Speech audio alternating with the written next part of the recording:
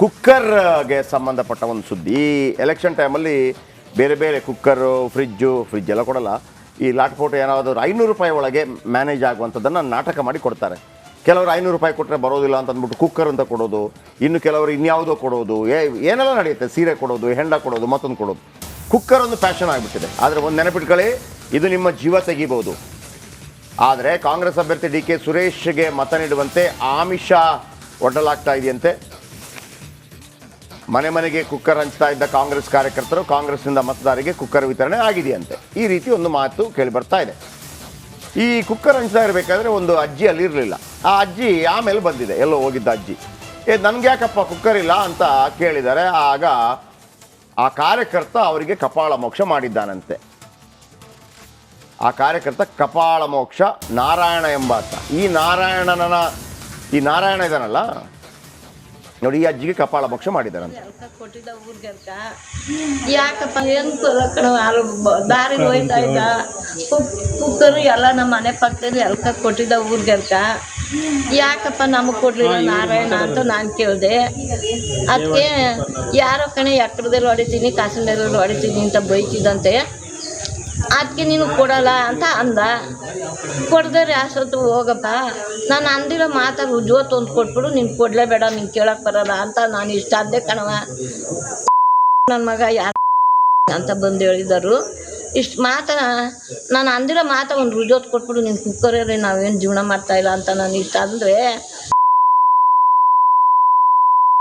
ಅಂತ ಬಂದು ಅಷ್ಟು ಊರ ಹೋಗಿದ್ದು. ಬ್ಯಾಂಕಿನ ಗಂಟ ಹಿಡ್ಕೊಂಡು ಹೊಡ್ದು ಕದ ಹಾಕಿದ್ರು, ಬಾಗಿಲೆಲ್ಲ ಒದ್ದು ಕುತ್ಕೊಳಕ್ಕೆ ಒಂದು ಚೇರ್ ಹಾಕಿ ಪಾತ್ರೆ ತೊಳಿತೀವಿ. ಆ ಚೇರ್ನೆಲ್ಲ ಎತ್ಕೊಂಡು ಕೈನ ಬಳೆನೆಲ್ಲ ಹೊಡ್ದಾಕಿ ಕಿವಿಯೆಲ್ಲ ವಾಲೆ ಮುರಿದು ಎಲ್ಲ ಬಿದೋಗದೆ. ಇಷ್ಟೆಲ್ಲ ಮಾಡ್ದ ಕಣವ. ಇಷ್ಟಕ್ಕೆ ನಾನು ಒಬ್ಬರೇ ಇರೋರು ಇಲ್ಲಿ.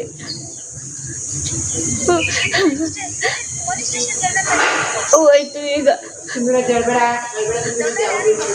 ಈ ಮುಂದೆ ನಾನು ಒಬ್ಬಳಿದ್ದೆ. ನನ್ನ ಮಗ ಇದ್ರು ಕಾರ್ಬನಡಿ ಹೋಗಿ ಸೇರಿಕೊಂಡ್ರು.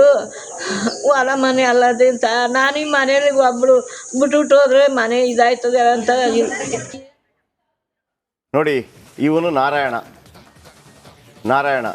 ಈ ಹಿಂದೂ ಧರ್ಮದಲ್ಲಿ ಸತ್ತ ನಂತರ ನಾರಾಯಣ ಬಲಿ ಅಂತ ಮಾಡ್ತಾರೆ. ಇವನಿಗೆ ಅದೇ ಮಾಡಬೇಕಾಗಿದೆ, ನಾರಾಯಣ ಬಲಿ ಇವನಿಗೆ. ಆ 75 ವರ್ಷದ ತಾಯಿ ಮೇಲೆ ಕೈ ಹಾಕ್ತಿಯಲ್ಲ, ಹೊಡಿತೀಯಲ್ಲ, ನಿನಗೆ ತಾಯಿ ಇಲ್ವೇನಾ? ನಿನಗೆ ತಾಯಿ ಇಲ್ವಾ? ಏನು ನಿನ್ನ ರಾಜಕಾರಣಿ ಬಂದು ನಿನ್ನನ್ನು ಕಾಪಾಡ್ತಾರ? ನಾಳೆ ಚುನಾವಣಾ ಆಯೋಗ ಇಂಥವರ ವಿರುದ್ಧ ಯಾಕೆ ಕ್ರಮ ಕೈಗೊಳ್ಳಬಾರ್ದು? ಎಡೆಮುರಿ ಕಟ್ಟಬೇಕು ಇವನನ್ನು. ಹೆಕ್ಕಿ ತಿನ್ನೋ ಜಾತಿ, ಒಂದು ಒಳ್ಳೆ ಉದ್ಯೋಗ ಮಾಡಿಕೊಂಡು ಜೀವನ ಸಾಗಿಸೋಕ್ಕಾಗೋದಿಲ್ಲ, ಯಾವುದೋ ರಾಜಕಾರಣಿಗಳ ಬೂಟ್ ನೆಕ್ಕೊಂಡು ಜೀವನ ಮಾಡೋದು. ಆ ತಾಯಿ ಮೇಲೆ ಹೊಡಿಬೇಕಿತ್ತು ನಿನಗೆ, ಬೇರೆ ಯಾರು ಸಿಕ್ಕಿಲ್ವ ನಿನಗೆ?